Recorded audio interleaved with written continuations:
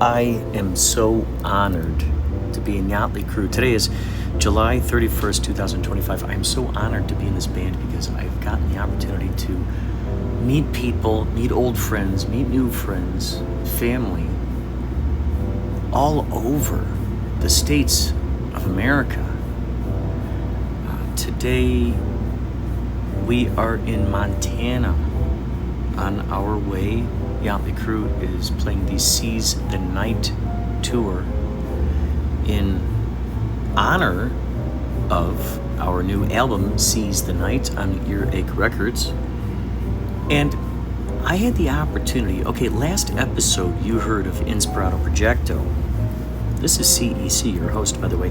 Last episode of Inspirado Projecto you heard took place at the Big Blue Birthday Bash with the Tick, and I told you I'd be interviewing Eli5Stone, one of the core collaborators, along with Isaiah Ferguson.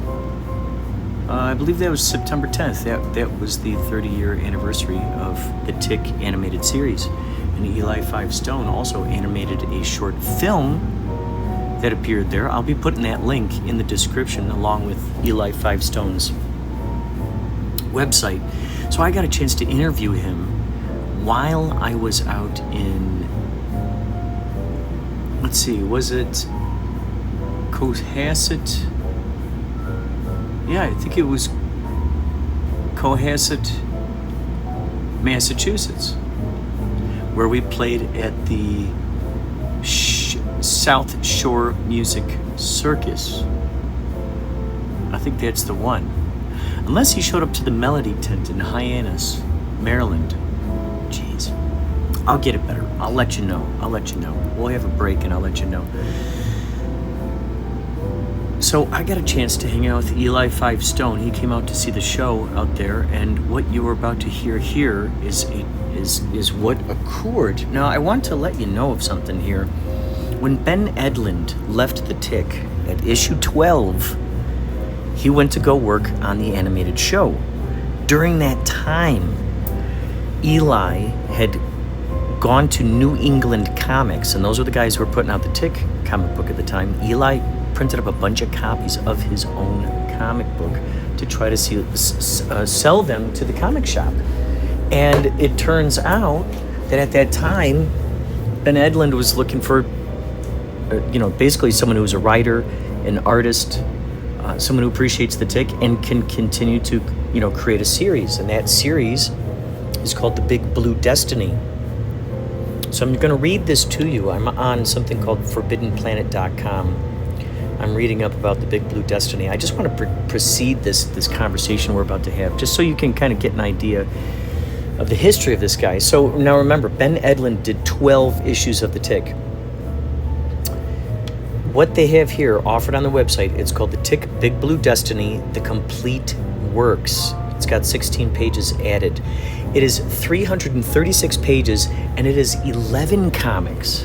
So imagine that. Ben Edlund made 12 of the original Tick. Eli5Stone continued this legacy for another 11 issues. What an interesting thing to think about. So this is the description, product description. At 320 pages, all 11 complete comics of legendary Tick series Big Blue Destiny, with story and art by Eli5Stone, the most popular Tick creator after Ben Edlund.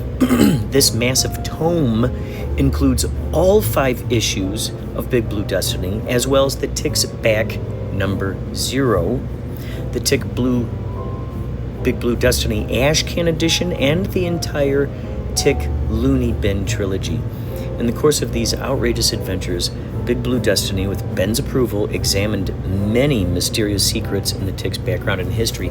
Imagine being given this amazing project that has already gained so much momentum, so many loyal readers, cult-like following, and now it goes, here you go. I'm handing it to you. It's like the Olympics torch. Go ahead and run. You'll hear Eli talk about this. I am going to interview him again. He's got so many things to talk about. One of which is his new project, MANNIGAN. He has sent me some like a demo of what he's done so far. I think it's phenomenal. You'll hear him talk about this. Keep your ears and eyes peeled, because I want to be able to help him out with this new project as much as possible, and I think you guys will get a kick out of it. Anyway, without further ado, here is Eli5Stone. P.S. I just learned this was July 20th in Hyannis, Massachusetts at the Melody Tent. All right, those are the facts.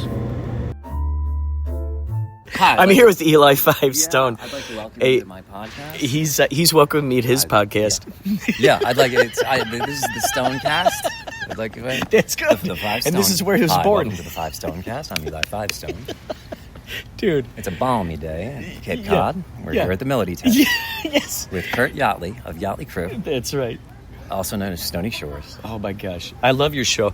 I love your show on NPR, by the way. Sweaty balls.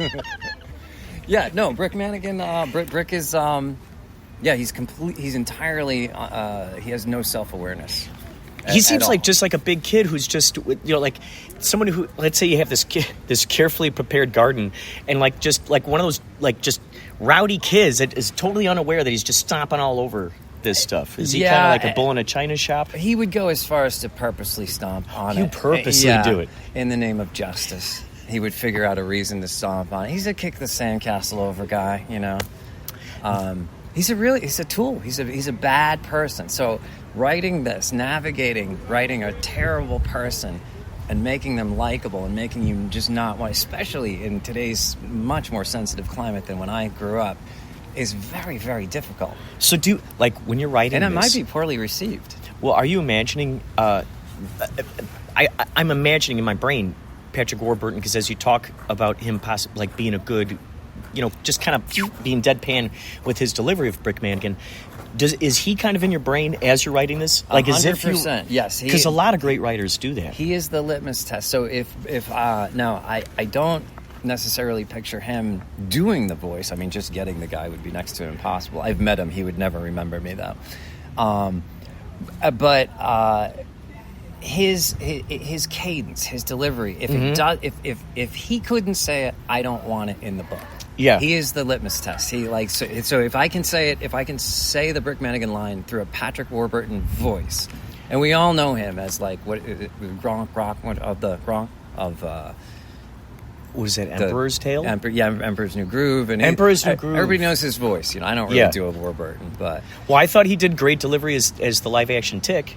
Yeah. Yes, I was disgruntled Absolutely. that they showed his face. I mean, I'm a purist when it comes to... Actually, so was I, in a bit.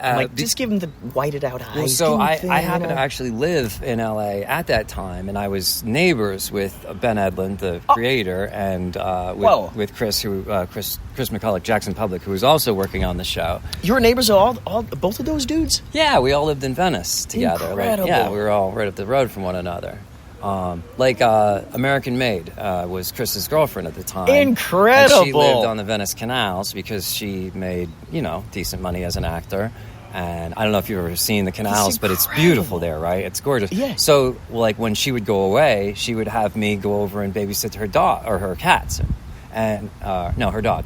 And, I just got to hang out in the canals in this gorgeous house with movie stars, going up and down the canals. It's really cool. Incredible. Yeah, what a great character study. Yeah, it was really neat. Oh, so anyway, how did I get on that? I was talking about Ben Chris. Oh, Brick Mannigan, Patrick Warburton. And I happened to be there at that time. And that, believe it or not, it was due to meeting Patrick Warburton on the set. He wasn't in costume or anything. We were just talking. And he was like a TV character come to life. He is what you see on TV. In person, he's the same guy. He's like everybody's dad or uncle or... Oh, my God. Yeah. He seems like a real-life cartoon character. I said, he plays such likable guys. I would love to write a part for him that was like really just nasty and kind of brutish and mean. So, here's 22 years later, I'm still writing Patrick Warburton, right? So if I could ever get him to do the voice, that would be incredible. Stranger things happen. That's the crazy thing. We never know what our future selves are doing. Well, and I have to just keep reminding myself, anytime I'm finding myself in a very, wow, did I get in a situation? I have to remember that there was that version of me long ago that didn't know about this. I would like to know how you got in this situation, because it might be interesting for the listener to know. barely made it here, right? Yeah. And you missed your last That's show. right. Is that That's correct? right, we did. We Yeah, did. tell me about that. Oh, geez, man. Well, it's a long story concerning the ups and downs, peaks and valleys of the various buses and the journey with the planes, trains, and automobiles we've taken thus far. We've had three times the bus broke down. Spoiler alert, they didn't Google, is this a good bus company? Well, and that's the thing. At the top of the list, this bus company, it says, this owner is a scam.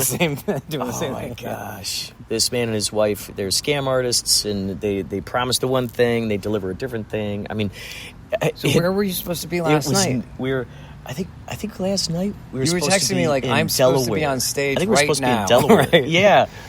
I'm supposed to be on stage right now. We were in a parking lot getting a limo, which the only other time I drove in a limo was in prom. So you sent me a picture of you getting into a limo, Yeah. and that was like 9 miles long. Yeah, so how do you dude. go from a broke dick bus Yeah. to the coolest oatmeal-colored limo? Oh, and we were so fortunate, too, because it was kind of like Tron in there. They had these, like, really cool blinking lights. The whole ceiling was a mirror. Oh, it was like a prostitute limo. It sounded like, I'm like, wait a second, I might know what goes on in here. Right. And then there were, like, these bottles that you could put your own bourbon in or whatever. There were glasses. And then Sailor Hawkins goes, hey, anybody want some wine? And we go, yeah, there are glasses here. We need a wine after this crazy day. But the bus kept breaking down, and we had to keep doing all these different things. The air conditioner went, and then at one point, it couldn't carry the trailer. So after we had left San Diego... Wait, so does the bus pull your gear? Is that what you mean? That's the whole idea, is that the bus is supposed to, under the bays, you put the luggage and different stuff, and then it carries the trailer, which has all the equipment. Not only was the trailer was a quarter of the size. You have a full-on driving home, and then you have a hitch behind it? Yeah. How much of it, and I'm sorry to interrupt, but I am curious, how much of an actual, living space do you have on your bus? Can you sleep there? Do you sleep in shifts? 12 bunks, so we sleep in three bunks high. Wow. And so I always just think of it as like we're in a rocket and we're in those cryogenic chambers. Sure. That's what I frequently think about. And you pull the little curtain closed, and it's like those blackout curtains. You are kind of a xenomorph. Jeez, man. I've always said that about you. It's crazy. What is xenomorph? I love that. I love that. Extraterrestrial in nature? Yeah, well, yes, please. That's the alien in Aliens. Oh, yeah, dude. Oh, yes. Oh, the face huggers. Yes. Yeah, that's the morph part. I love it. Yes. Oh, hey. Dude, I love it. So, check this out. This is fun. Yeah. I brought this just because... He's got a magical satchel. So, dude, yeah. what? You printed it up? This is not... So, the actual title of the book... Good. So, what I did here is I brought a rough cut of the book that I have on Amazon. It is technically for sale, but nobody wants to buy an unedited, half-finished book. So, the title of the book is Brick Mannigan Public Dick. And this is unfinished, so I just called it Brick Mannigan. A lot of dick. Yeah, it's a lot of dick jokes. It's great. Dude, how many pages is this total? Surprisingly few dick jokes in here, considering it's all. How many? This is, let's see, this is 248. Dude. And that's unfinished. So it'll be like 350 pages or something. How long did it take for you to write that? Oh, forever. But it's really hard to say in actual writing time. I don't know, because I'm a father and I have a job. So that takes up a lot of time. So I've been working on this, actively writing, for 2.5 years, I'd say. But that's one day a week. Right, so you don't know if you were to condense it down, right? Yeah, and I'm not really be. good at jumping in and out of the world. I think a lot of decent writers can just sit down and say, oh, now it's time to be in, my horror land, and I'll pick right back up in this little town in Maine or whatever. Oh, yeah. I have to, really get in this comedy mood. I have to live in it takes place during a heat wave. I have to feel hot. Oh. I know it sounds all No, this is great. But I really have to sort of get into it. Yeah. And I have found that listening to a certain song can kick it off. It can help me a lot. So Brick is a very aggressive guy, and I'm not particularly, I'm not having a aggressive thought at that moment. So I put on this song, and it's just really, really awful, raunchy, aggressive. It's AI created. Oh, wow. Yeah, by accident, totally. I was trying to make a bad rap song, and it turned out like a bad Limp Bizkit song. Oh, my God, that's great. It's shitty rock. Dude, it's really is great. over-the-top, aggressive rock. Oh, The prompt was African-American low male voice rap, and it just nothing like that. It sounds like the shittiest white band. And I love it. It's like a really motivational So you're song. creating. It's great because you're creating your own soundtrack for what you're doing. Because a lot of people will write that way. They'll hear a song and they go, Right. "Ooh, I got a scene that's." And the strangest thing is, this is not anything I can use in the final audiobook. It's just inspiration. So I have to admit that AI has helped me to write without me even knowing it. You also helped me because the music that you sent me, I didn't know how that was created. Oh my gosh, it's incredible. I just accepted it as a gift from a friend. And whether I ever were to use it or not, it was highly motivational. It gave me hope that I could actually achieve something that big by myself. Now, whether or not I actually use AI for any of this, the audiobook is a really, really tricky. I feel like if I don't, I'm going to be the only one by next year who isn't. Mm-hmm, I feel like if I do, any artist is going to call me a traitor. And they'd be right, except at some point, everybody's going to be doing it. Nobody's going to be a traitor, or everybody is. Or, well, and that we brings all up drink out of plastic bottles when we're not. We know that doesn't go anywhere. And every great artist has evolved with the new tools that have come about. That's being that's surfing the forefront of. And I have asked the fringe. Right, and I've asked various because I want music for this audiobook. I want it to be a fully immersive radio play, really, with a narrator. And music, that's a lot to ask of like a minimum of 3 people for several hours of stings and background and all that. So AI is a very plausible potential answer. However, I would like to employ artists, actual musicians, And so I've asked musicians, how do you feel about it? You don't seem to have a problem with it. You are a musician. I've asked other musicians who said that is as much stealing as when you see AI art, quote unquote, imagery. That's stolen from you. Everyone's got their particular perspectives, but they're never the one who has to sit in your seat. And they're not the one who has to fund things through your vessel, so to speak. So you just have to just do the best you can with what you got. And I think when you grab that dragon by the tail and that creativity is inspiring you right then and there, and you go, okay, this is the closest thing I can use. I don't have the real thing, but this is the closest thing I use. Now you can keep that momentum going. Because if you put on the brakes, you and I both know, sometimes it's harder to get up off the chair each time than jump in there. There is a potential sweet middle ground where I posed this question to one other person, and he said, and I haven't investigated this, as of late July 2025, I've heard that there are people musicians who post their stuff on YouTube and will, in exchange for credit and use on their reel, let you use like background tracks and stuff like that. So, and that's an extraordinary idea. If they can do that, bartering is the key because it's so interesting. Because something, I think we talked about this before about how why would I? Okay, so you value your thing as a particular thing. I value my thing as a specific thing. Who is the draw for wild card in that situation? You know what I mean? It's like, wait, if I can value you've spent all this time making this apple farm, planting all these trees, you got the apple farm. I really want some of those apples. I'm hungry, or maybe I want to make a pie. Who knows what? And then you're like, well, you know what? I sure could use some wood. It's like, okay, I went out there and I chopped all this stuff down. Okay, well, how about we change? Let's barter. I usually sell this at the market for this much. And you're like, well, I usually sell that at that much. But it's very important to realize that each of us have put our due diligence in what we're creating. And I think it's a great wash when you can barter. So via this beautiful story about the orchard, you're trying to tell me about bartering. Yeah, gotcha. I think I know how it works. Yeah. Trade a thing for a thing. I mean, it's great, but it's nice, right? But it's that idea of going, well, no, my thing over here is worth more than your thing. So you have to kind of find that common ground and go, oh, okay, that's what you value. Well, it's funny you should say. I find the word valuation fascinating. What the value people place on a thing is so much is psychological. Yeah, for the most part. It is psychological. I have another thing here. So this is in case. Oh wait, do I? Oh maybe. Oh yeah, here. So this just exists as. This is literally available online. Like you can buy it on Amazon. It's unedited and unfinished. So it's really, this is just a dummy copy to see. I have never published anything before, so I wanted to see how Amazon did. And actually, I think it looks great. I think it looks great. Ladies and gentlemen, we'd like to pause this edition of Inspirado Projecto because of an emergency broadcast system. Inspirado Projecto.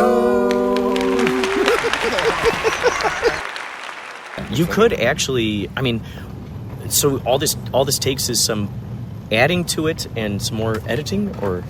Yeah, I mean, I need to get it professionally edited, which you might think that you know how to write and you know the way grammar works, but I hired, I did a demonstrate. I had a couple of editors demonstrate their services to me in real time, and I was stunned at how much work they were doing, like writing, rewriting, suggesting all this stuff, and not changing like my grammar and everything. Yes, and grammar and proper syntax, all of that, and I was watching because it was in a shared Google Doc, so I could see them in real time, and they were putting in a lot of effort. Interesting. So it's a flat fee, and for the number of pages I've got, I think it's very worth it. So that's awesome. So that's why I'm making those posters that I showed you earlier to try to finance that. Oh, I love it. Yeah, that's a good idea.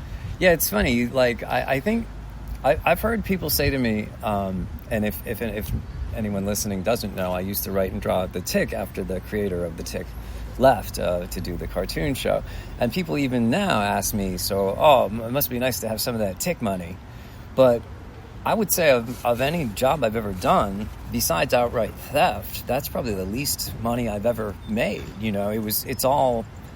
It's wonderful clout. It's gotten my name around. It's great to know that even right now there's somebody in another part of the world giggling at a bad joke I wrote when I was 25. But it was just a job. It was a gig for hire, Because he left at issue 12, is that what it was? Yeah. So I was reading about this on your website, and I thought this was so cool that you had printed up a bunch of your own comic books, and you were going to the comic shop, and I saw some of that art, and it looks just awesome, dude. No wonder why they decided to hire you for the Tick. That's very flattering, but I try to bury that thing. That's the thing. You have to go through that evolution, and you have to be. You can't be embarrassed by it, because that version, you only knew what he knew at that time. You knew it. Yeah, well, and I didn't even really want to be a storyteller at that point. That was just I had just a panic disorder had manifested. So I want to say came down with, but I don't know how to phrase. You don't come down with it. It's not. I don't know. It kind of visited you suddenly. Yeah, it came. Yeah, it manifested itself in me when I was 24, and I felt like I was sort of disappearing from the world. So I just started drawing to make kind of a visual record that Eli was here. Mm-hmm. It started to get difficult to go outside. It was getting agoraphobic, etc. So I just made a comic for, just to sort of prove that I was still alive. Something that I could do inside of an apartment. And then I ended up having 200 copies of it, because 200 is as much as 20, because of volume. Oh. And so at that point, I was pretty broke, so I just tried to sell them at consignment at various stores. And New England Comics was one of the stores. Fantastic. And a guy who... I also used to be a musician. I used to play bass and sing. So a guy that my band opened for his band, Wargasm. My band, Mother, opened for his band, Wargasm. Incredible. Years prior.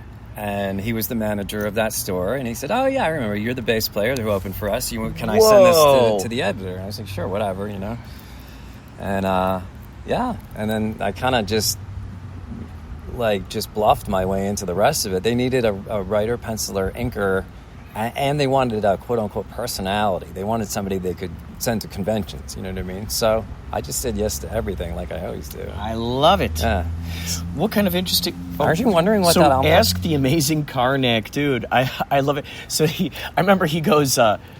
Sis bam boom, and then he opens it up and he goes or sis boom ba. Sis boom ba. Sis boom ba. Yeah. What does the sound of a hamster make when it explodes or something? Should I open this now? Yeah. So for anyone who's listening, I've given Curt an envelope. Oh my god! And it's an envelope to be opened in times of lulls. Oh my god! I love this. Should I not open this? When we're having a conversational lull. I see. During the when you just want to inject a little fun. Oh my god, this is good. Okay, well, let's see. Okay, so here. Science bomb. Science bomb. Yeah. Well, you got to open it up. Oh, I have to open it up. That's I got a big one. This is a big revelation. The ugly truth about multitasking, the way 5 sees it. Yeah. The way Eli5 sees it. Yes. The ugly truth about multitasking and the way Eli5 sees it. I had a grand realization about multitasking. And this is some serious... This is like some DeGrasse Tyson level brilliant ideas. Science right here. Yes. This is some big... Get ready. Are you wearing socks? I actually am. I'm prepared for this moment. All right. Do you have a spare? Because they're about to be knocked off. Okay? Yeah. So, scientifically speaking, one cannot multitask, right? The brain cannot do more than one thing at a time. So we fool ourselves into doing two things at once, but really we're taking turns at each thing and doing each one more poorly than if we had concentrated on the one and then on the other. So multitasking, myth, science bomb. So another thing that people talk about is texting on the toilet, right? But guess what? And then, they might make a mockery of it because it's gross. You know? But guess what? What? That's the only actual multitasking. Oh, Because that's interesting. your body is autonomically doing its thing while you're doing... So you are literally doing two functions at once. Your body is eliminating waste while you... So that's a brilliant So revelation. the good news is that multitasking is actually not a myth. The bad news is that it's defecatory. That I love it's it. I love it. poop-related. You know? It's so funny. Is defecatory a word? Science bomb. Right. So that's the science great, dude. bomb. Is I that, love it. Yeah, you got to be... It's true. They're really the only multitasking. is I'm when multitasking. when you're We're making talking, a duke. blinking eyes, and a chip on my shoulder. At the same time. You seem a little distracted when See you're that? doing You it. taught me. You taught me how to multitask Yeah. the proper way. Right. I suppose one could walk and talk. There's certain things like that, but But in terms of the most primal, yeah, you know, and the one that we do probably most often. that's true. Yeah. That's very true. Thanks for that science bomb. Oh, yeah, well, That was good. Yeah, I've got more. So, how soon after you brought in your comic book were you called in to take? Did they go, okay, here's 5 issues for you to do, or they like just one at a time? They first wanted some sketches, which I did that were not great. I'm actually kind of surprised that I got the job. And then they wanted some sequential samples. So I did like 2 pages of The Tick and Paul the Samurai, which was an early... Paul the Samurai. early yeah. Ben Edlund character. Dude, that's right. And then they started me out on one-pagers on the very backs, like a color on the back of reprints of Ben's stuff. Oh, cool. Yeah, so I would do these things called Tales from the Comic Club. The Comic Club is where they go, and there's like the Sidekicks Lounge, because Arthur can't hang out with the cool guys, you know. right. So Yeah. he's stuck with a talking dog and stuff. So I did scenes from the Comic Club. Oh, that is too cool. Yeah, so... Did you do like the And then Paul Samurai spin-offs? Did you do any of those? No, I did 2 Tick arcs. I was lucky enough to get the main dude, you know. So yeah, it was nice. I didn't know what I was doing at the time. I could do a better job now, for sure. They just left you up to your own devices. And they said, just create this thing. I was remarkably lucky that there was I wouldn't say very little oversight, but there wasn't a lot that they could have done. Like, I mean, you can't say draw differently or... I was edited. My words were edited, you know, a bit, but so they really that's trusted normal. you. Or they had no other choice, or their quality control is maybe a bit off. And you had no choice but to trust yourself. You know, I mean, talk about like cliff diving. You just went, all right. It was a big leap. Yeah, it was a scary. But this one is much scarier. The novel is much scarier because that was a proven property. I mean, it was literally bought as a property to be on Fox as a cartoon. That's amazing. That's huge. But, you know, a book, like who gets famous from a funny novel, you know? So for me, it's more like proof of concept. I want to be able to show the world that I can write in long form, that I can be funny, that I can hold your attention, that I can keep a story moving, that I can seal it up, you know, neatly.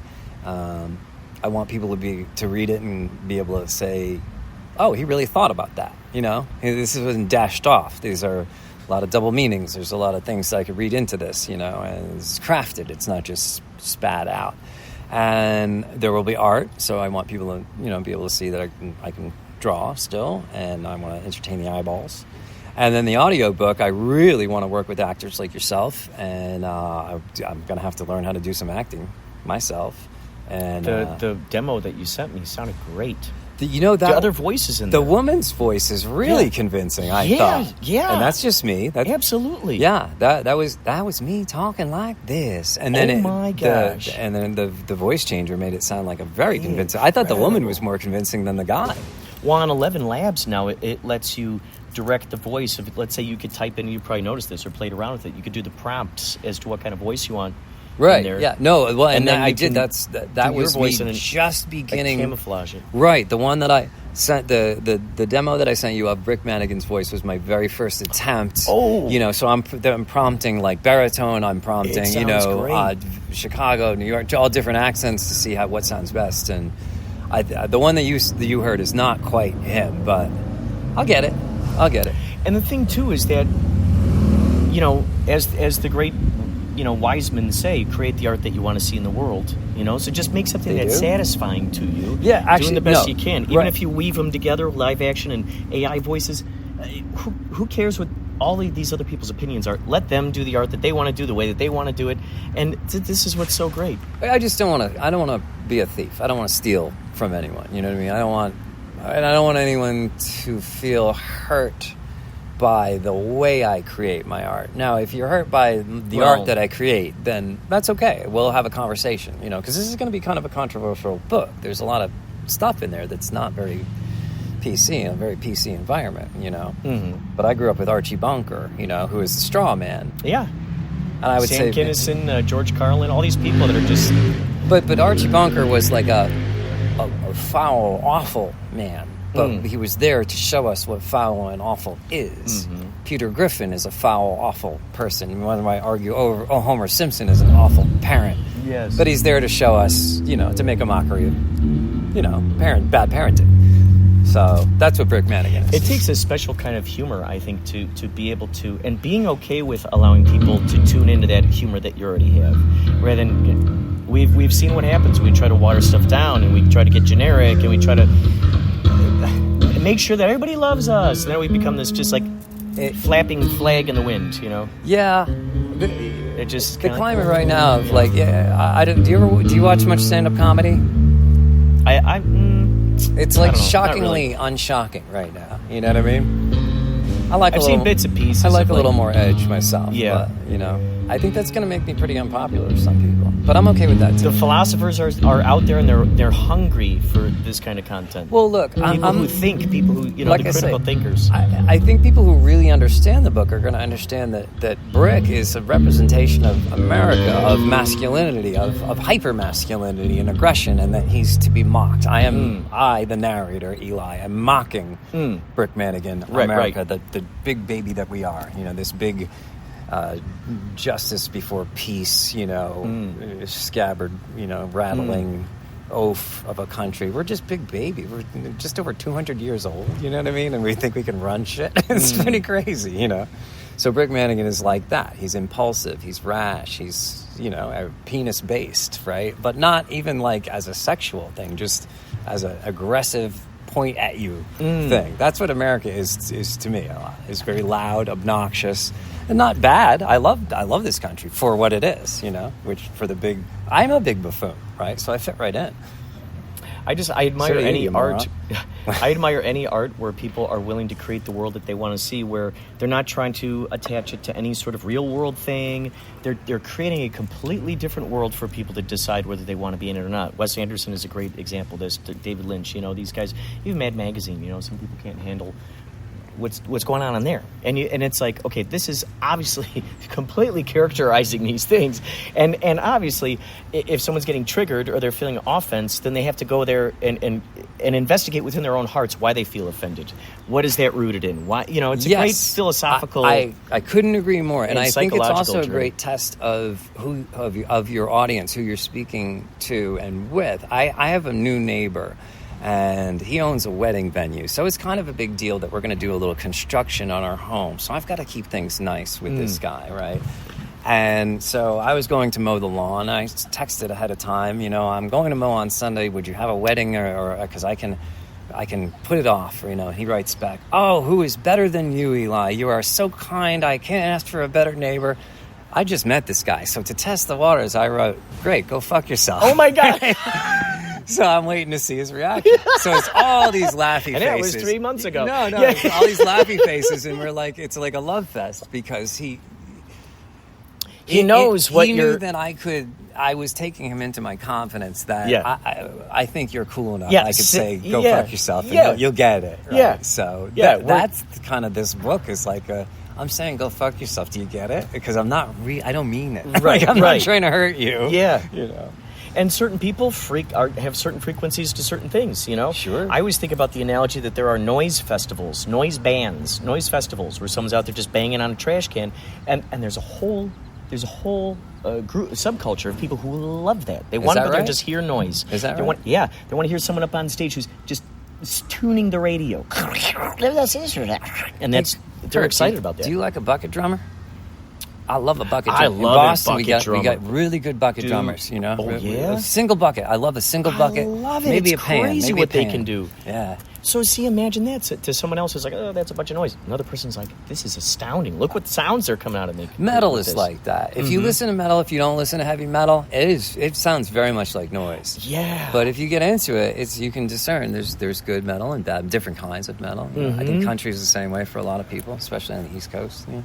That's true. Like my wife hates country as a genre, but to me, a good song's a good song. I don't care. I mean, like the song Jolene is like a great song. That's a country song.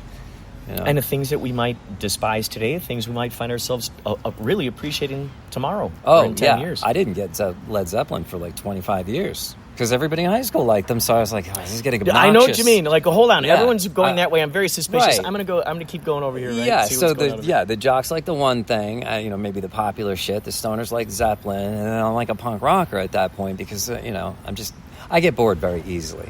Honestly, what is the? Let me ask. What is the hardest edge song that Yachtley Crew performs? Baker Street. Oh, you guys do Baker Street? Yeah. I love Yeah. the Foo Fighters cover of love that. it. So have you heard it? No, I don't think They so. do the saxophone, the classic sax, which I know you have because I just met the man. Pleasure. They do it in guitar, and it actually it pulls off. Yeah, it's good. I like love it, to man. know what kind of sound effect they might put on there. Is Yeah, there I don't like- know. A lot of reverb, I guess. It's always interesting to hear everybody's different interpretation of these songs. So you guys do Baker Street? Yeah. I'm stoked. What's your set list? We have some... This, by the way, is the first time for anybody listening. I've never seen Yachtley Crew live, and Curt and I met just over a year ago at a TIC event. September 10th, is that what it was? 'Cause I just finally posted my podcast about it. From way back then. That sounds right. Is that what it was? So hosted by Isaiah Ferguson and myself. I would say more him than me because he's on the West Coast. But you gathered everybody, huh? No, I met some people. He gathered a lot of people. He got the big guns. He got Adam ruins everything. Adam Conover? Yeah, he got Adam Conover to host it this or to do the Q&A. Yeah, I I saw couldn't that believe guy. it. Yeah, I'd recognize him from places. I don't know. yeah. So let's say it's just But the fact he was Isaiah's able to- gig. How did Isaiah? I did the cartoon. You come across Isaiah? How did he become like he's a TIC centerpiece? fan, just a big TIC fan. He's kind of an obsessive, and I don't think he would disagree. When he's into something, he's very into it. So he loves Thomas the Tank Engine. He loves the TIC, and he's got his own property called Chori. I'm gonna mess it up, but he's a very talented guy. Very talented guy. I'll put a link to his Instagram. But anyway, so that's how you and I met. So and that short film that you did was awesome. And I remember telling you, I love the thank you. finger work that you did. I and rewatched by the it way, the other day. that link is in the comments. I put it. I put that into my description. Did you see that? I did that on the No, I last don't- episode, is that right? and it will go in this one too. Oh, great. Yeah, anything we talk about, it'll go right in the I'm just, description. I've watched so much YouTube that I, like and subscribe. Hey, Oh, yeah. smash that like oh button. yeah, smash that like button. Smash that like button. Yeet. Yeah. I'm gonna yeet that like. Yeah. Yeet. Yeah. Yeet. David Lynch personally started a campaign in Hollywood to get Laura Dern an Oscar nomination for her performance in Inland Empire. He sat on the side of the road with a cow during this campaign, which was, unfortunately, unsuccessful. Stay tuned to Inspirado Projecto for more fun facts. Yeet the like button. What else do we have? Oh in here? yeah, let's see. Let's see. In the Ask the Amazing Karnak. Let's Okay, see. so we have what else do we got? Science We Bomb saw was Science good. Bomb. Science Bomb was good. Ego tripping. Ego tripping. Here we go. Yeah. Man is not only egocentric, he is also time-centric. Yes. Ooh. So it occurred to me last night. A lot of these things occur to me when I'm having gummies. It occurred to me last night that it's humankind is we're greedy, right? We think about what's right in front of us, and and we are self-serving, and we kind of have to be by evolution to protect ourselves and whatever, and that extends to our psychology. And there's us and ours and our community versus them, etc., and our piece of land and all that. But it never occurred to me that these, and then it sort of echoes out and then sort of fades away from us, so like somebody in China, we don't own any of them, or maybe it's just their little hands as they make pieces of our iPhone or whatever, but our sort of wave of egotism so echoes out from us. But it never occurred to me that it echoes out in time as well. Like things that have happened in our past are so important to us, and yet like Ulysses S. Grant, fuck him, whatever. And then things that happen in our future, the more immediate they are, like, we got to make a better world for our kids, but we're not really maybe thinking about their grandkids or their grandkids. How far into the future are we thinking? How far into the past are we reaching for our social mores and cues? We're very like time egotistical, so like a couple decades past and a couple decades ahead, that's us versus the past people versus the future people, which is also us, right? Yeah, it's interesting once the echo gets back quieter. then they were crazy. No, that's also you, right? Yeah. In the future we will. No, that will also be you. That's right. That's right. Which is another. That's right. This is why I can't understand people who don't relate to kids, because if you don't relate to old people, well, you've never been an old people. I get that, but if you can't relate to kids, do you have no memory of being a kid? You were one. Yes. Yeah, and you'd hope that you'd become the adult that you wish you had. That you looked up to. Those kinds of adults around it. Yeah. You hope that you go, now's my chance. It's like the people who complain about their job and they go, well, if I was CEO, I would do this. And then all of a sudden they become CEO, and then all of a sudden they turn it right back into the thing that they were governed by in the first place. It's like, dude, now's your time to run free. Create the rules how you want to, not based on some, don't let those ghosts dictate what's going on there. It's very interesting how that is. When you're in that position to go, I saw this funny meme the other day. It goes, the look I get on my face when I realized that I'm the adult in the room, and it was like this, like, right? No, it's like, true. Oh shit, I'm the adult idea that I'm anybody's father is weird, But you know what though, I looking back on the way I was raised, parenting and maturity are such I don't want to say fungible, but they're very difficult to label as a set of responsibilities, and when you're a kid, your parents are your parents. You think they have it together, and then you become a parent, and you go, oh wait, that was wrong. Like that was, and you get a little resentful, but then you also get a lot wiser. So I like to treat my kids in a different way from the way that I was treated, and I can see myself, parts of my dad coming out, and then I immediately take that opportunity to pivot. I've thanked my son for giving me the opportunity to do right where my dad did wrong. I said, thank you, Connor. My father would have thrown that out the window. You let me just give you a 1 week punishment. I appreciate that. And by the way, that was the only time I've ever punished that boy. He's so sweet. That's good to know. Yeah. I mean, that's especially. So the on that card was just that. What do you think of that observation that we are egocentric both in time and in space, and in the things that we own? And I think this is why I try to listen to. I used to do it a lot more frequently, but there's a 1920s radio network, so I try to go as early back into hearing the songs like that are still. That they still got. I mean, heck, on some nights they're playing these really like scratchy, but they're beautiful, really scratchy early Edison recordings. Oh yeah. Edison, no, take one. Wow. Buy me a doggy. And it's like it's so beautifully scratchy, and you can just hear it. And so I try to go back there and I go, okay, I'm giving you a high five right now. I'm giving you a high five. I'm listening to. I'm taking in your ghosts. You're still cared for. And I love that. I love it because I think a lot of performers, a lot of what makes them perform, and I don't know about you, but for me certainly, and if you want to call art a performance, a lot of it is wanting to be timeless, wanting to be immortal, right? I guess fear of death, but I'm not consciously fearing death, And the fact that potentially these people you're listening to were people like me, perhaps like you, who said, oh, I don't want to disappear forever. And you're going, you didn't. Don't worry about it. It's been 100 years and you're still cool. Yes. So I like that. It's almost like having an auditory statue. Dude, that's a great way of putting it. That's a great way of putting it, because there's so many songs on there that holy cow, thank God someone decided to archive those things and Yeah. then to put them in a digital or however the heck they're playing them through there. Songs I had never heard of in my entire life. And I go, okay, why didn't someone remake that song yet? Why didn't someone? Because I frequently play with this idea of doing like a 10-song album of remakes of old songs by bands that never existed. But they're redoing like old 1920 songs and stuff that like, who would ever know what that song is? Who would ever know what that is? But they kind of like give this little myth. Have you ever listened to what is it? Jukebox Orchestra? You know what I'm talking about? Then I guess we shouldn't go on that. No, let's do it. Because there are probably people who listen to that. I just can't remember the name right now. Is it on Live 365, like one of those streaming channels? Or? I just see it on Facebook, but it's a guy who does arrangements of classics and standards, like forgive me, of popular songs like Metallica songs, but he rearranges them into like 20s tunes. No way. Like it's Zoot Suit incredible type music or big band, or it's very good.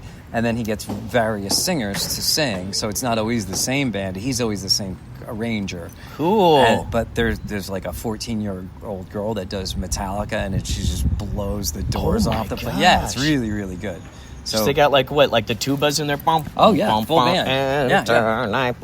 Just like that. Yes, no, that's pretty accurate. That's great. That's pretty accurate. So can I count you in for voice talent? Of course, dude. For of course. Mannigan? Yeah, dude. Even if I am able to do all the parts with, oh my God, with a voice changer. Absolutely, all absolutely. Right. Let's see. Oh my God, I would love to do any voices in there. Well, there's Brick Mannigan, and then there's his boss, Captain Man-Hours. Cool. Right, and then there's I love that. Yeah, there's Lexi, his informant. She's a prostitute, but she's not really. See, a lot of things in Brick Mannigan's world are trying to be evil and failing. That's a through line, and Brick is always trying to do the wrong thing. Accidentally, he does the right thing. Right? I love it. I love it. And he does have a soft spot for Lexi. So she looks about 14. So she appeals to perverts. And yet she has this hideously deformed arm, so she can't actually get laid and make money, right? So I've got all this like pedophilia going on, right? But she's actually 22. But her stock and trade is that she looks, and yet is very young, and yet she can't actually even do the deed because the arm is so hideous. And at the same time, Brick is actually looking out for her. So what he does is he shows up in her lower class neighborhood where rich people go to buy drugs, and he just beats up the rich people, takes their money, and then throws it down her AC unit, and the money every Wednesday lands in her bedroom. So that way he's protecting her. I imagine it just blowing out of the air ducts, right? Yeah, so he's protecting her from selling her body, which she can't do anyway because she has this hideous arm, which I guess you might say is a commentary on what it is to be beautiful or not, or sexy or not. And then there's another guy at the same time who reports to the police station. He self-reports as a sexual predator ahead of time. He wanted to report himself in advance. Oh, in advance, yes, like a thought crime. Yes. And so the guy says, "I'm sorry, there's nothing I can do for you. If I arrested you for thinking about younger women, I'd have to arrest all of Japan." Which is because it's a pervasive thing. Oh, jeez. In other words, just the way you put it, thought crime. Yeah. There is no such thing. I don't believe in policing people's thoughts. I think that you should be allowed to think whatever the hell you want to. It's what we do with those thoughts that's important. And again, Brick is thinking awful things, but what's he doing? He's saving this girl from getting in difficult situations. You know what I mean? Right. Well, what I noticed in there, which was really neat, was that someone might say something that I mean, it's interesting because you're kind of. Oh, thank you. Oh, Eli. Yes. This is Sailor Hawkins, the drum man. Nice to meet you. All right. Excuse me, I gotta go. Thank you. Thank you. This is our buyout. At some of these events, they give us a buyout, so they're like, okay, go find some food someplace. Oh, like a per diem? Yeah.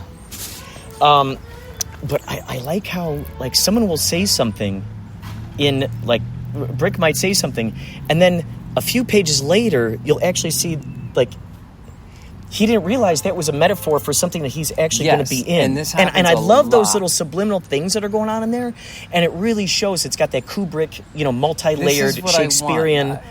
There's a lot of this stuff that's. I appreciate Shakespeare. Oh yeah, Kubrick or Shakespeare. I am not, but that's what I'm shooting for. Mm-hmm. Is like that, like the it's literature sort of without calling it the that. level of I don't want to say a complexity, I guess, of that. Have you ever heard the term sign meld? Mm-mm. Well, the Seinfeld writing style was such that they would have basically 3 concurrent stories, and they would each be intertwined and entertaining, and they would collapse onto one another at the very end. In the last 5 minutes, everyone would have something to do with the other one, and it would just fall like 3 sets of dominoes from 3 directions. It's amazing. And if I could reach that level of, oh, how did he do that? Like, well, oh, wait a minute, that was a clue, that kind of thing. Yes, So- those little Easter eggs.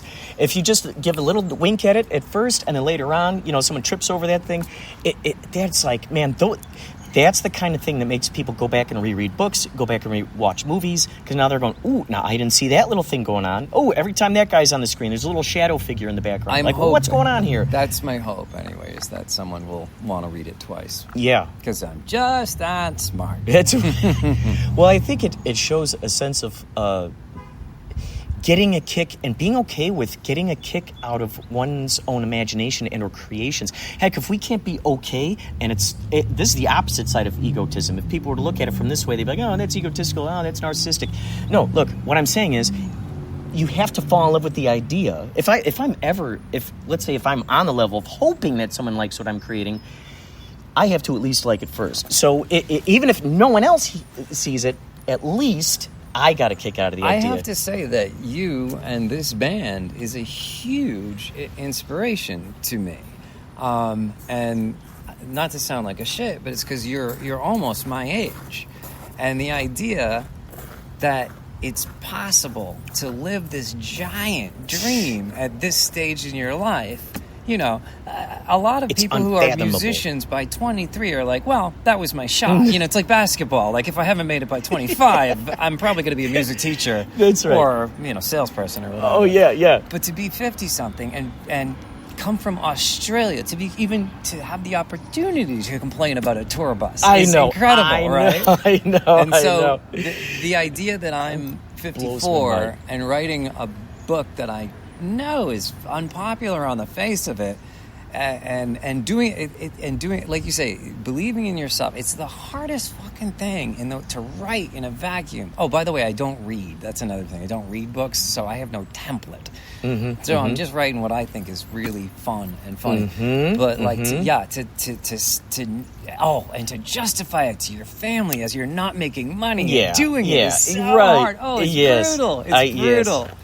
It's a writing day, honey. Like, how pompous is that? But if you don't believe in it, you're never going to eventually take that big swing. And creative types understand that. And imagination, people who love playing with imagination and just let themselves daydream, they totally understand those idling modes. And, going for walks in nature really helps out a lot. When I walk my dog, I get a lot of work done. It's crazy. Yeah. And it's good for you. Yeah. So you're getting these... Oh, that could be a good multitask. What's that? Right, the health of walking. That is true. Yes, walking the dog and writing, that is another great... That is a I was going to say a non-fecal multitask, but he craps all over the place. So I guess that's right. You're taking the dog to crap. So, that's true. It all comes back to poop, I think. It does. Really can tie anything. It's also like a symbol of like precipitation, just the way that... the cycle of life. The cycle of life. Through poop. Yeah. It's all poop related. Yeah. So then, so Rick lives in a major city, and it's named after Arlen Major, who was a turncoat during the Civil War. He was on whatever side was winning. I immediately thought of Lee Majors, right? Which is fine. This is like. But the fact you're weaving in these little tiny Lemony Snicket would do a lot of this. There's a lot of history in it. There's the history of a major city. So. That's cool. So it reads like the joke being a major city, right? It's like any city, like Springfield, America. Puns and wordplay are where it's at. Yeah, you can sneak those in there. And then the precinct is the 3.5, the 3.5 precinct, because it was the architects asked him, the city planners asked Arlen Major, the drunken mayor at the time, who strong-armed his way into being mayor. This is back in the 1850s or whatever. What do we call the precinct between 3 and 4? And he goes, just split the difference. So they marked it 3.5. Yeah, just split the difference. And then it's stuck.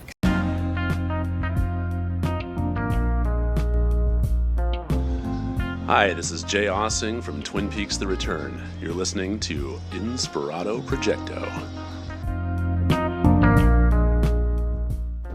Wowzers. Check out that information spilling forth from the fountain of knowledge known as Eli5Stone. Talented wordsmith, extraordinary artist. You got to check out his website. I'll put a link in there. By the way, today is August 24th, 2025. I am still editing this podcast. My aim was to do this while I was on the tour bus. There's a lot of sleep deprivation between driving through the time zones, the rickety bus driving at night. It's a whole art. It's a whole science. And meanwhile, I'm snoring up a storm, and it's going right there through Bunk Alley. So my apologies to my bunk mates. Thank you so much, Baba Booey and Yachtley Crew, for the extraordinary promo at the beginning of the show. Thank you so much, Henry D. Horse, for the wonderful fun fact talking about David Lynch. And, of course, Jay Ossing, who played that toxic drunkard in season 3. That's all I'll say about that. You'll know his part when you see it. From Twin Peaks, season 3. I've been very fortunate to come across such people. And this includes Eli5Stone. We are going to dive back into this. Brick Mannigan, my goodness. I hope you're getting a kick out of Brick Mannigan. I am getting a kick out of this story. If you like The Tick, if you like wordplay, if you like Monty Python, if you like Steve Martin, Weird Al Yankovic, any Mad Magazine humor. I mean, anyone who likes just word jazz, Ken Nordine, word jazz. Anyone who likes word jazz, you're going to love Brick Mannigan. It is so fun. It's a comedy through and through. And I'll tell you right now, I don't think I've ever used that phrase before. This is a very special moment in time that you are witnessing. I'm out here on the balcony here in the Southern California area. And it's beautiful out here. We're going to dig back in now. We're going to talk to Eli5Stone about working on The Tick. There are so many passages we could have gone down, but there's only so much time. So you try to squeeze it all in there. This is part of the reason why I try to talk fast. Try to get all the information there as possible.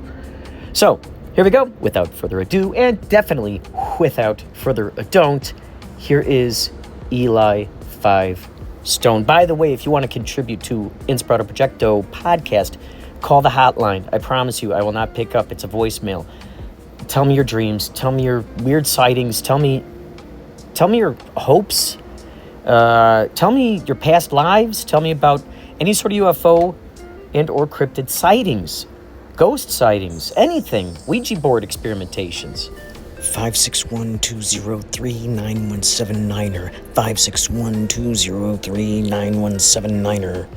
Tell it to me on the voicemail. I will include it in this, and I promise you, by the end of this podcast episode, I will play for you a real-life voicemail that I got. So ideally, it inspires you. All right, back to the show. Dude, okay, so... Like, we literally brought Jam to, like, one of the home design people this morning. See, that's another thing. Like, I had to get up early, clean the house. Home design, but sorry. This has been crazy. Dude, these are the greatest gifts. What's the that? Seagulls. I can't tell you the last time I heard an abundance of seagulls. Oh, wow. Lately, I've heard it a lot. We're lousy It's with incredible, dude. Yeah. Oh, look, so hot. Now that is quite the play on words. Yeah, you can smell the ocean. It's nice, right? So what? Can you smell it? It's awesome. Oh, yeah, dude. Salty air. Hob. House of Beauty. Wow. Yeah, it goes from tourists to, like, nothing real quick, huh? So, if Brick Mannigan was to be split up into a series of, issues or a graphic novel, what do you think it would be? How many issues do you think? Oh. If boy, someone said, I tough. want to pick up the ball, I want to do this, man. How many issues? I don't know, because I just wouldn't. I wouldn't do it in sequential art format. I mean, I could. Ooh, you know what? That'd be great. Is if you release the issues in a different way than they should be. So you release 12, then maybe you'll go to 3. Well, so it's like you keep a ping pong. Since I've met this wonderful guy, Chris Green. He's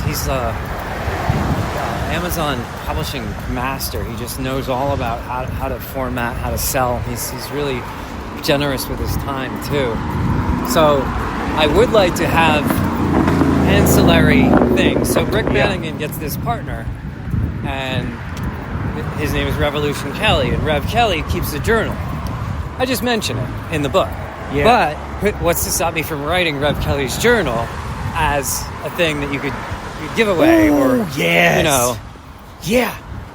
That's what I've always loved, is when the things that have appeared in the comic are actually out there in the reality. Yeah, well, I pitched Ben Edlin an idea where the Tick is like a 5-issue miniseries, and the Tick goes on this sort of walkabout to find himself, and comes across a comic book while he's doing it. Like a vision quest? Yes, but then we also print the comic book that he finds. Ooh. Right? And Yeah. that's a comic within a comic. Dude. You can buy it. Oh, I love it. I love it. I love it. There'll be a special giveaway, or Dude. maybe then issue, what- like issue 2.5 or 5. And I imagine, wouldn't it be funny if the people in that comic are playing a video game and then you make the real video game? Right. I love shit like that. I love cyclical. And then you make plushies of that video game. Yes. Oh my gosh. Well, Dude. the original conceit of Rick Mannigan was that I wanted, and I still would if I could, and I think I've mentioned this to you, is I wanted to have a famous person play Rick Mannigan. Yes. So I wanted like Patrick Warburton's face or Bruce Campbell's face and the rights to use it. And I just wanted to call it Bruce Campbell stars in Rick Mannigan Public Dick, a novel by Eli5Stone, and have people ask, what does that mean? Dude. What did you and Bruce Campbell work on a screenplay? No. So did he ask you to realize his vision? No. Oh, so you guys worked it? No. He stars as Rick Mannigan in the book, period. Stop thinking about it. And then I would draw him. Like Stop thinking about it. It's like you plant these little Easter eggs. Now you're telling them to just, hey, just, you didn't see that. Well, have you ever seen that before? It's like pressing that little like Men in Black button, you know? Have you ever seen a real human being star in a literary... No, I haven't. Thank you so much. Thank you so much. Grazie, thank you. Isn't Keanu Reeves the star of Cyberpunk? Oh yeah, it's true. So, but I just want to do that in book form. Dude. That's a cool thing, because everyone would start tagging him. Well, Hey, and then I did you have know the name cachet, you know? But of course, if I'm using their likeness, I would have to... They would have to be okay with this character doing awful things. Oh, yeah. Man. So are you That was nervous such at a all? delicious lemonade. No, you know what? I'm just... I probably might have to... I like to stretch sometimes before the show, because sometimes I wake up, I'm like, oh, wait, dude. I like to pretend I'm like a percussion instrument. It's a lot of fun. Your body is a percussion? Yeah, I try to like. Do you do try to be like this, like a, like those windsock. I'm just trying to be a windsock. Do you mean windsock, or do you mean wacky, wavy, inflatable arm man? Oh yeah. Windsocks we have in plenty on the Cape. That's it looks like a fish. Oh yeah, dude. Yeah, That's a and he's got those those arms that are like. No. Windsock is just it's a tube. Oh, what are those guys called? Windsock. The other thing is a wacky waving inflatable arm man. Those dudes. Yeah. Yes. See? My son has one. They agree. A little tiny one. Oh my God, that's great. It's pretty awesome. I'm wondering if you had a Bluetooth speaker added to it, if the vibrations. Hi, it's Mickey Dolenz here. You're listening to Inspirado Projecto. Mickey Dolans, thank you so much for that extraordinary promo. Why it cut off Eli5Stone, I do not know, and I'm sorry that happened. I swear, I imported this audio and it cut it off right there, and I could not understand. However, I'm very grateful for what I have caught. There is so much more to these stories. There's so much more to dive into. I love, as you well know, I love good storytellers. Anybody who's excited to tell their stories is a good storyteller, in my opinion. Someone who is passionate about talking about something that is so personal to them, and they're just willing to feel in their element and geek out about it. I love it. I love encouraging that spirit. So thank you, Mickey Dolans. Thank you so much, Eli5Stone. What you're about to hear next, this was recorded July 18th, 2025 at Dr. Pepper Park in Roanoke, Virginia. Now, if you ever go there, there is a star that is lit up at night. At some point in the nighttime, the star is up there. It's really cool. And so I asked this guy what he knew about it. So he's going to explain that to us. Then after this, like I said, you're going to be able to, if you stick around long enough, you'll be able to hear a very special person leave a very special message on the voicemail. Now, anything we talk about here, if there are links, those will be in the description, so you can be led to those things. And by the way, make sure to check out yachtleycrew.com for our tour dates. You will have such a fun time during our time travel dream cruise traveling circus experience. All right, here we go. Oh, show patriotic symbolism. Oh, that's cool. Now, I think it's more white, and it was every time a soldier died, it used to be, back in the day, they would turn it completely red. Oh, wow. When a soldier passed overseas or something, it would stay red for every soldier who passed. They would get a day, so... All right. I'm just letting you know, I don't know where everyone else is at, but the bus is in the shop. Okay, it's currently in the shop. Yeah, it's currently in the shop. We're working cool. on it. So, and there's 24-hour shop. Oh, good. It's a real shop, so. Oh, cool. So they should. We have one of those. Yeah, so they should get everything. They have all the parts there. Everything's there. So. Oh, good. Told It's them in the shop, he says. Nice. Yeah, so they got all the parts. They got everything there. So everything should get taken care of. I told them to get the bus there. Let's get it cold in there, and so. I love it. Great. Now you got to get sleep. Yeah, I'm going to go to the hotel. Yes. Dude, thank you for everything. Thank you for dealing with it. So you're saying it's been up, the star has been up in the Roanoke for how long? It's been there close to 100 years. Whoa. It's had to be reworked several times. It used to be old incandescent bulbs. Now then they redid it with the CFLs. Then I think they're trying to do LEDs now, and I think it's mostly now white. I don't know any more history on it other than that, and I'm sorry to say that. I've lived here all my life. Well, but do you know who put it up there? Was it the military? Some military No, program? it wasn't. It wasn't a military. I think they called it the Star City back in the old days of Roanoke. Roanoke is where they got the name from an Indian tribe. You hear it called the Big Lick. The original fire station, the horses used to lick the bricks because there was a lot of salt in the dirts around here. So they called it the Big Lick, the Star City. Henceforth, the star came around. That's about all the history I know of it. And, like I said, I'm a little ignorant on it, but I know a little bit. I'd love to see, that might be an interesting movie idea now that I think about it. Seeing how that got up there. Was it just a couple of dudes in their garage maybe going, hey, wouldn't it be great if we put a star up there, About it is, that was put up before, if I'm not mistaken, before the roadway, the parkway was put in, because you can get to it two ways. The old way going up the zigzag up the mountain, or the parkway. The old road is such a zigzag. It's hairpin turns. So I would imagine they drug all that up there with horse and donkey. Oh my gosh. So that's actually a good idea. Okay, way back then, to put that up there and go, you're in the right place. Just go towards the star. Maybe it was one of those things. Just go walk towards the star. Wow. And especially because they didn't have the buildings, all these buildings way back then. Right. You were able to see it out there. Wow. Things are coming together. Fun fact, Roanoke used to have cable cars. Ooh. When did they take them out? Early 1900s. Yes. That's too bad because it seems like cable cars would be so efficient. If you get a chance to do it, visit the Transportation Museum down Salem Avenue. You can walk around through there and see the old nostalgia and see all of that. Oh, that's cool.